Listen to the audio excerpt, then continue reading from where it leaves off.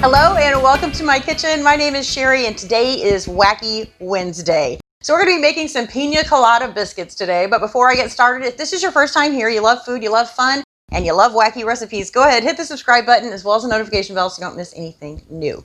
So this recipe I ran across in one of my food magazines the other day. I don't remember which one it was, but that's usually how Wacky Wednesday comes about. It's not a recipe that I've made up on my own. It's not something I've even made before. And I just run across something somewhere and I think, I wonder what that tastes like. So I thought this sounded a little wacky, Piña Colada. I love Piña Coladas, so hopefully I'll like the biscuits. Anyway, to get started, I have 2.5 cups of bisquick that I'm going to add in 2 tablespoons of sugar. And then I'm just going to whisk this together. Just lightly. And then I've got a 1/4 cup of butter here.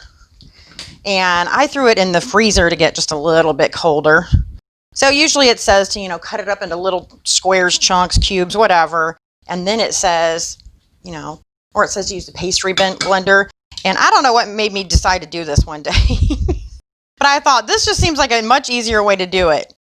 And then, of course, I've seen it elsewhere. I really thought I invented that, but apparently other people do this as well. But it is a time saver, I think.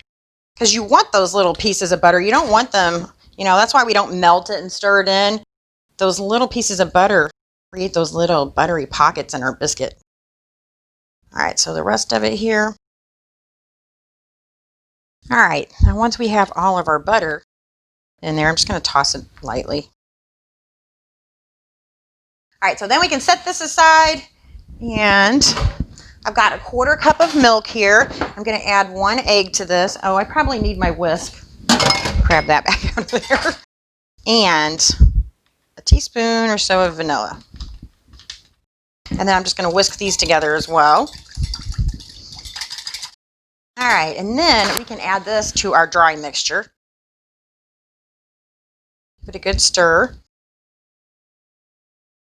All right, then once we've got this worked into a pretty good dough, I'm going to add in a 1/4 cup of chopped almonds. Now, the original recipe called for macadamia nuts, but I didn't have any on hand. I didn't feel like going to the store, so I just replaced it with almonds. And then I've also got a little bit of coconut here, so 1/4 cup of that as well. And then I've got a 1/2 cup of pineapple tidbits that I've drained really well. All right, I'm going to use my hands, and we're going to work all this together into our dough. All right, I've got all this mixed together. The dough seems really, really wet to me. I guess mostly because of the pineapple. And I actually did not have pineapple tidbits. I had the pineapple chunks. So I cut those down into tidbits, and I'm afraid I didn't cut them down small enough. They don't look like they want to stay in the dough. All right, so it says to turn it out onto a floured surface. Hopefully this dough doesn't use up too much flour because it's pretty wet. Missing some pineapple there. All right. And it says to knead it. But like I said, it's really wet. And the more I mess around with it, the more these pineapples want to come out of there. So, I don't know. I'm going to work in some of this flour, I think, real quick. All right, that looks a little more consistent with biscuit dough. So then we're just going to pat this out. I don't ever roll out biscuits. I just pat them out because they really don't need to be too thin. So I usually pat them out to about, a 1/2 inch or so. And then I got my biscuit cutter here. So just cut ourselves out some biscuits.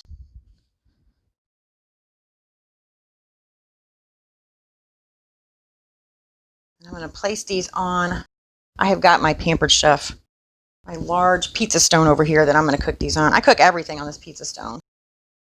All right, so I'm going to roll up my scraps and we'll finish cutting the other ones. All right, so last 2 on.